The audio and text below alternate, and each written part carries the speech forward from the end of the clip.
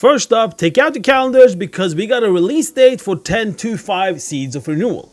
If you're a US player, then you put a circle around January 16th, and if you are a EU player, then you put a circle around January 17th. We're getting a brand new event called Azerothian Archives that takes place in the location of the Trader's Rest in Azurspan. This event is once an hour and starts at the half past of the hour.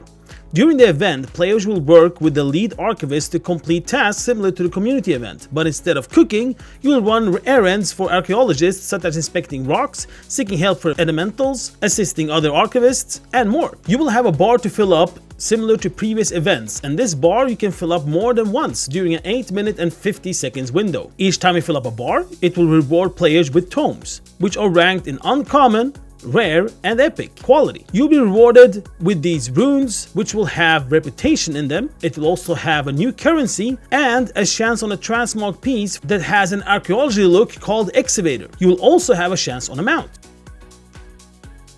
The currency is called Mysterious Fragments, and it's tied to a vendor located near Algathar Academy on a floating island. For this currency, you can buy a similar archaeology transmog, but this one has another color and it's called Historian.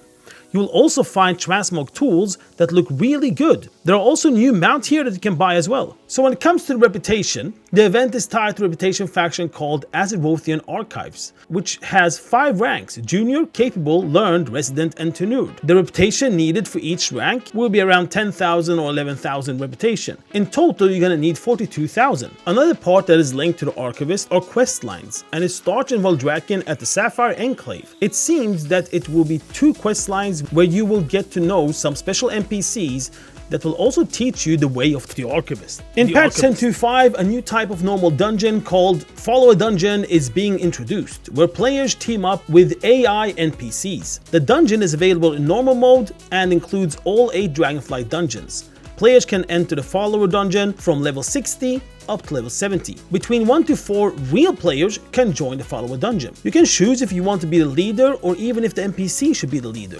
The leader is the one that will do the pulls. No worries, if you're DPS, the NPC tank will try to pick them up as quickly as possible. This is a perfect way to practice a new class and spec, and if you go healer, the NPCs are programmed to make you work for it. Players will engage on a new quest line to help King Greymane to retake his kingdom, Gilneas. But Gilneas isn't empty as expected.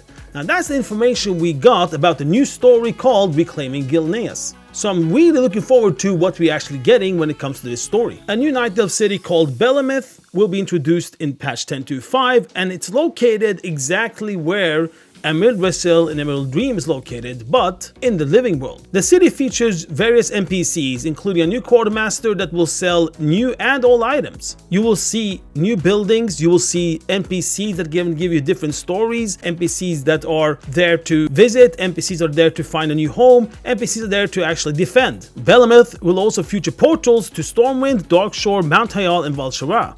Also, there is a portal that takes you to Feathermoon Stronghold, and this portal is located in the harbor. And yes, there's a new harbor linked to Belemeth as well. In this amazing zone, we will also get loads of new transmog that are scattered as treasures around Belemeth and its surroundings for you to grab while exploring the zone. We are getting actually some class updates. The Trolls will receive 5 new hair colors, the Draenei will get 1 new skin color. The Warlocks will have access to 4 new pet skins with different colors.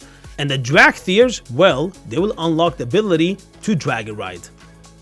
And speaking of dragon riding, we will be able to dragon ride everywhere. Not only outside the Dragon Isle in Azeroth, we'll also be able to dragonfly in Outland, in Draenor, and even in Shadowlands.